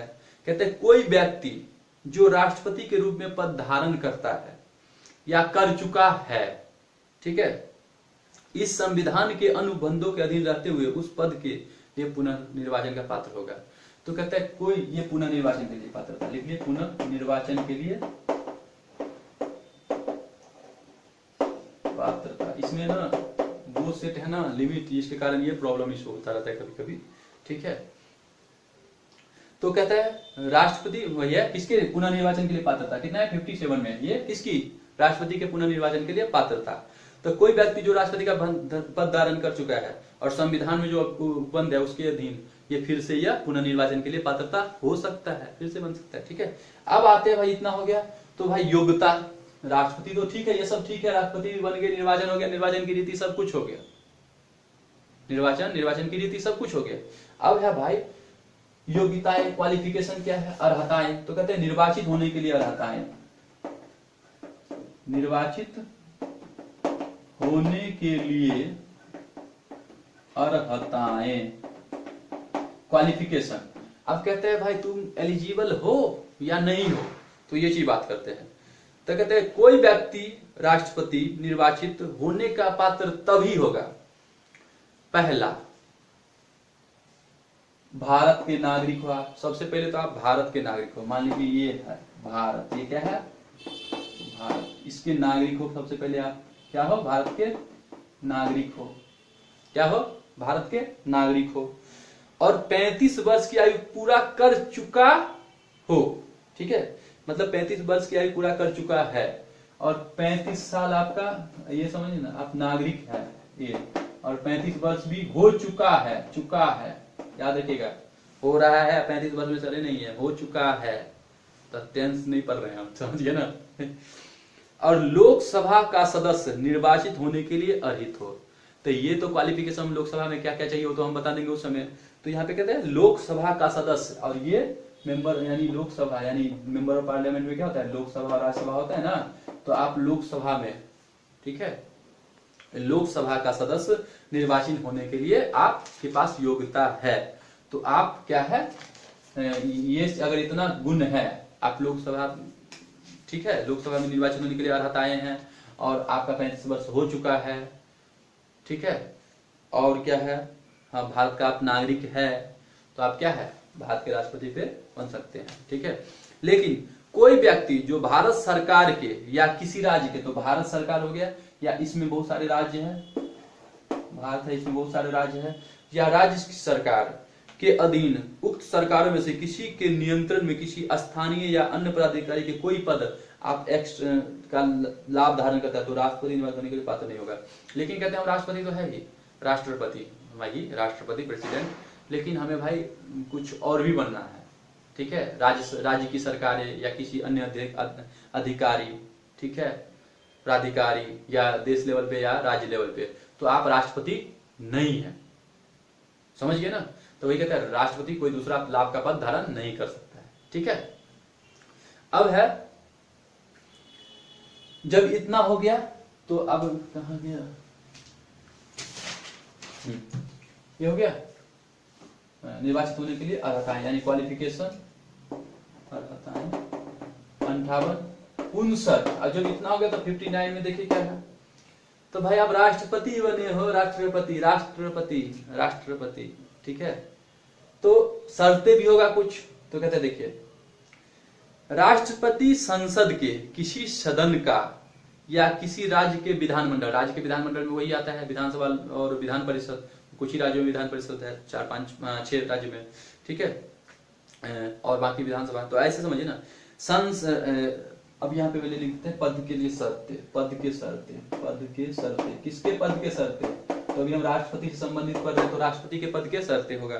तो कहते हैं राष्ट्रपति संसद के किसी सदन का या किसी राज्य के विधानमंडल के किसी सदन का सदस्य नहीं होगा, आप नहीं हो सकते, यानी ना MP ना MLA हो सकते हैं, ठीक है, समझ गए। यदि संसद के किसी सदन या किसी राज्य के विधानमंडल का कोई सदस्य निर्वाचित हो जाते हैं आप, तो यह समझा जाएगा कि आपने अपना राष्ट्रपति का पद छोड़ दिया है। अगर आपने MP या MLA फिर से बनते हैं तो यानी आपने राष्ट्रपति नहीं करते, क्योंकि जब ये राष्ट्रपति बने तो आपको, तो यहाँ पे देखिए कॉन्ट्रडिक्शन है, ये आपको क्वेश्चन ऐसे देखिए यहाँ कैसे पकड़ना है कि कोई व्यक्ति जो भारत सरकार के या किसी राज्य के सरकार के अधीन उक्त सरकारों में से किसी के नियंत्रण और ये लाभ का पद धारण करता है, तो वह राष्ट्रपति निर्वाचित होने का पात्र नहीं होगा। किस आर्टिकल से संबंधित है, तो ये है 58।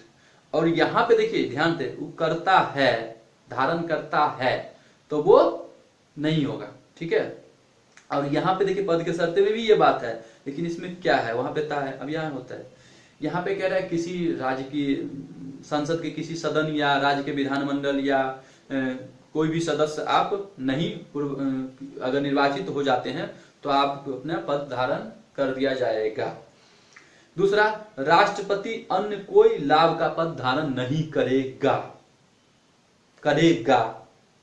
वहां पे क्या है, निर्वाचित होने का, अब जगह अब इतना है आप में, अब अगर करते हैं इसके बावजूद भी अन्य पदाधिकारी सबका भी, तो आप नहीं कर सकते। तो ये हो गया आर्टिकल 58 में। और ये है आपको शर्त है, नहीं करना है आपको। देखिए बॉडी लैंग्वेज और बोलने का शैली, तो आपको शर्त दे रहे तो शर्त ये चीज करना होगा। तो वही चीज है, राष्ट्रपति अन्य कोई लाभ का पद धारण नहीं करेगा। राष्ट्रपति बिना किराए दिए अपने शासकीय निवासों का उपयोग का हकदार होगा। जो अपना शासकीय निवास है उसका हकदार होगा। और ऐसे उपलब्धियों, जो भत्तों और विशेषाधिकार को भी जो संसद विधि द्वारा अवधारित करे, जो संसद ने वेतन और भत्ते से जो यहाँ पे होगा, ठीक है, यहाँ पे वेतन भत्ते से संबंधित आ गया एक तरह से, ध्यान रखिएगा। ये क्या हो रहा है, बैटरी भी लो हो रहा है, कोई नहीं, चल बस जल्दी फास्ट करते हैं। तो 1 मिनट, हाँ चलिए फास्ट करते हैं, रुकना नहीं चाहिए क्योंकि लेस बता रहा है बैटरी। तो राष्ट्रपति अन्य कोई पद का धाम नहीं करेगा। राष्ट्रपति बिना किराया दिए अपने शासकीय निवासों के उपयोग का हकदार होगा। और ऐसी उपलब्धियों, भत्तों और विशेषाधिकारों का भी जो संसद विधि द्वारा निर्धारित करे, जब तक नियमित इस प्रकार उपबंध में किया जाता है, उपलब्धियों, भत्तों और मतलब विशेषाधिकारों को जो दूसरी अनुसूची में निर्दिष्ट है, ठीक है, हकदार होगा। राष्ट्रपति की उपलब्धियां और भत्ते उसकी पदावधि के दौरान कम नहीं होगी। अगर राष्ट्रपति को कोई अगर पैसा या भत्ते मिल रहे हैं, तो जिस समय तक वो राष्ट्रपति है उसकी उपलब्धियां कम नहीं होगी, ठीक है। मतलब राष्ट्रपति की जो उपलब्धियां और भत्ते हैं उसकी पदावधि के समय कम नहीं कर देते। 50,000 चली जाए, उदाहरण के लिए दे रहा हूँ, ठीक है, तो भाई अभी उसके मैं तुरंत इतनी ज्यादा कर सकते हो, कम नहीं कर सकते हो, ठीक है, सिस्टमेटिक है, नियम कानून बन के, ठीक है। तो ये चीज हो गया आपका पद के शर्ते में। तो एक तरफ से 99 पद के शर्ते में ही वेतन और भत्ते से संबंधित बात आते हैं। तो हम अनुसूची में जब बात करेंगे तो दूसरी अनुसूची में वेतन और भत्ते से संबंधित है। किसी का भी वेतन हो तो वेतन भत्ते से दूसरी अनुसूची में निर्दिष्ट है। तो यहाँ पे पद के शर्ते में वेतन से भत्ते से है कि राष्ट्रपति अपने जो भी विशेष जो अधिकार है उपलब्धि का ये चीज करेगा, और उसको कोई संसद भी या कोई भी नहीं कर सकता है उपलब्धि के दौरान, उसके बाद जो भी कर सकते हैं। अब भाई जब इतना हो गया पद के शर्ते, तो हो गया 60 में शपथ। तो शपथ लेगा भाई, आप शपथ लीजिए। अब आप पोस्ट पे एकदम मेन पोस्ट पे समझ गए ना। तो कहते हैं प्रत्येक राष्ट्रपति और प्रत्येक व्यक्ति जो राष्ट्रपति के रूप में कार्य कर रहा है या उसके कृत्यों का निर्वहन कर रहा है, उसके कार्यों का निर्वहन कर रहा है, अपना पद ग्रहण करने से पहले भारत के मुख्य न्यायमूर्ति या उसकी अनुपस्थिति में उच्चतम न्यायालय के ज्येष्ठ न्यायाधीश। तो ये देखिए, याद रखिए, शपथ जो लेता है ये कहां पे, मुख्य न्यायमूर्ति, या ये अगर नहीं है, मुख्य न्यायमूर्ति अगर नहीं है तो उच्चतम न्यायालय के यानी सुप्रीम कोर्ट के ज्येष्ठतम जो वरिष्ठ जो न्यायाधीश है उसके सामने वो शपथ लेंगे। क्या लेंगे, देखिए, मैं आमुख ईश्वर की शपथ लेता हूं, सत्यनिष्ठा से प्रतिज्ञान करता हूं, ठीक है, कि मैं श्रद्धा पूर्वक भारत के राष्ट्रपति के पद का कार्यपालन अथवा राष्ट्रपति के कृत्यों का निर्वहन करूंगा तथा अपनी पूरी योग्यता से संबंधित और विधि का परीक्षण, संरक्षण और प्रतिरक्षण करूंगा, और मैं भारत की जनता की सेवा और कल्याण में निरत रहूंगा। ये चीज शपथ लेंगे, आप रिपीट में देख लेना क्योंकि बैटरी अभी स्लो चल रहा है, ठीक है। तो ये हट जाएगा, इसलिए 62 तक बुला ही देते हैं, 10% होता है। अब ये हो गया 60 में, और 61 में हो गया। अब यही महाभियोग प्रक्रिया है, महाभियोग प्रक्रिया। अब फास्ट थोड़ा कर रहे हैं थोड़ा सा, ठीक है। कहते हैं जब संविधान में अतिक्रमण या के लिए राष्ट्रपति पर महाभियोग चलाना हो तब सांसद को कोई सदन आरोप लगाएगा। अब कहते हैं महाभियोग प्रक्रिया समझने के लिए थोड़ा हम इसको हटाते हैं।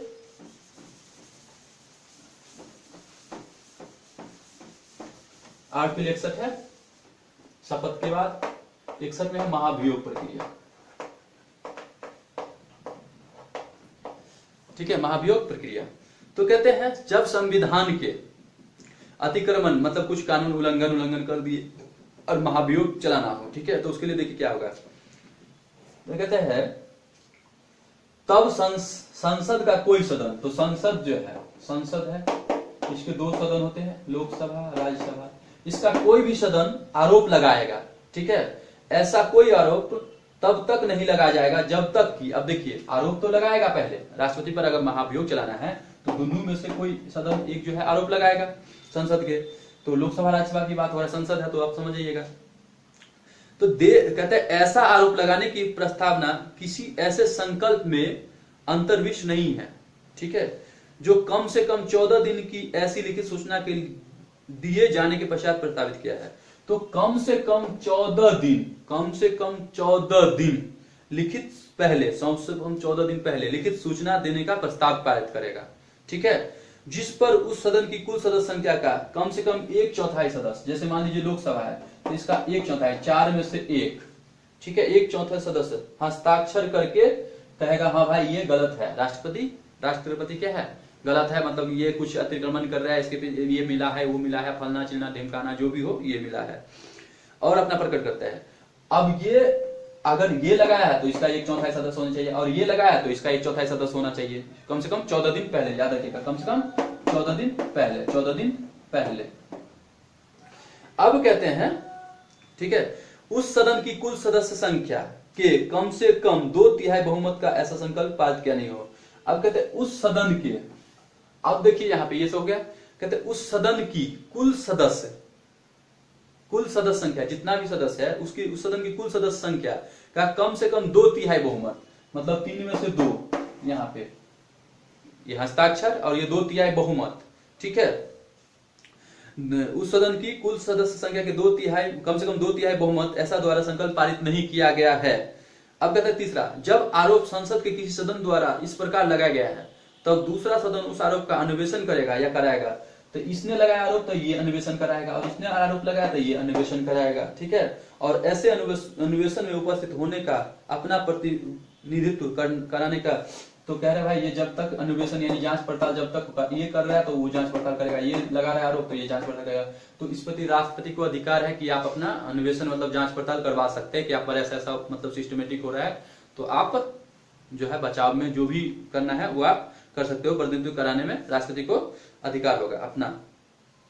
यदि अन्वेषण के परिणाम स्वरूप यह घोषित करने वाला संकल्प कि राष्ट्रपति के विरुद्ध लगाया गया आरोप सिद्ध हो गया और जांच पड़ताल में जो भी मुद्दा उठा उसके सिद्ध हो गया, तो आरोप का अन्वेषण करने या कराने वाले सदन की कुल सदस्य संख्या का कम से कम, तो जिसने लगाया है उसका कम से कम 2/3 बहुमत, कहते हैं आरोप का अन्वेषण करने या कराने वाले सदन की कुल सदस्य संख्या का कम से कम 2/3 करने या कराने वाले, ठीक है, मतलब सिद्ध हो गया पूरा चीज, नहीं भाई आप है गलत, ठीक है, तो कम से कम 2/3 बहुमत द्वारा पारित कर दिया जाता है। तो 2/3 बहुमत फिर मिलना चाहिए इसके बाद, तो फिर ऐसे संकल्प का प्रभाव इस पर पारित किए जाने की तारीख से राष्ट्रपति के पद को हटाना ही होगा।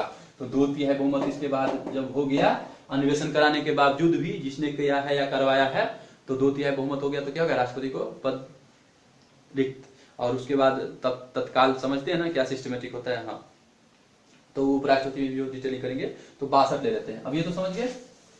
अब 30 महाभियोग प्रक्रिया समझ गए ना, है बैटरी भी लो, ठीक है। राष्ट्रपति के पद में रिक्ति को भरने के लिए, अब देखिए राष्ट्रपति तो यहाँ पे महाभियोग हट गया, तो राष्ट्रपति के, अब ये 62 में लिख लीजिए ऐसे, राष्ट्रपति के पद में रिक्ति को भरने के लिए निर्वाचन करने का समय और अकस्मात रिक्ति जो हुआ है उसको भरने के लिए जो आकस्मिक जो लिए निर्वाचित व्यक्ति जो होगा उसका पदावधि क्या होगा, जो नया तुरंत बनेगा, जैसे अभी हट गया है, तो आप आकस्मिक रिक्ति को भरने के लिए निर्वाचित व्यक्ति की समय सीमा और पदावधि कैसे होगा। तो कहते हैं राष्ट्रपति की पदावधि की समाप्ति से हुई रिक्ति को भरने के लिए निर्वाचन पदावधि की समाप्ति से पहले ही पूर्ण कर लिया जाएगा। अगर पदावधि से हो रहा है रिक्ति तब तो भाई उससे पहले पूर्ण हो जाता है, और अकस्मात कुछ भी हो गया तो देखिए राष्ट्रपति की मृत्यु हो गया या पद त्याग कर दिया या पद से हटा दिया गया महाभियोग से या अन्य कारण से उसके पद में रिक्ति हो गया, तो इसके लिए निर्वाचन करने के लिए रिक्ति होने की तारीख से पश्चात यथाशीघ्र और प्रत्येक दशा में 6 मास बीतने से पहले किया जाएगा। मतलब अकस्मात हुआ तो 6 महीना जो होगा, जैसे आज हटा दीजिए या किसी कारण, तो तब तक तो उसका राजभाग उपराष्ट्रपति के देखरेख में होता है, उपराष्ट्रपति ही सब कुछ करता है, ठीक है। तो तब तक कह रहा है यहाँ पे क्या होगा, कम से कम 6 महीने के अंदर राष्ट्रपति का आप चुनाव कीजिए, जल्दी कीजिए, ठीक है, ठीक है, 6 मास बीतने से पहले किया जाएगा। और रिक्ति को भरने के लिए निर्वाचित व्यक्ति अनुच्छेद 56 में जो पढ़े हैं अभी, ठीक है, पदावधि वाला टर्म के उपबंधों के अधीन रहते हुए अपने पद धारण करने से 5 वर्ष की पूरी अवधि तक पद धारण करेगा और हकदार होगा।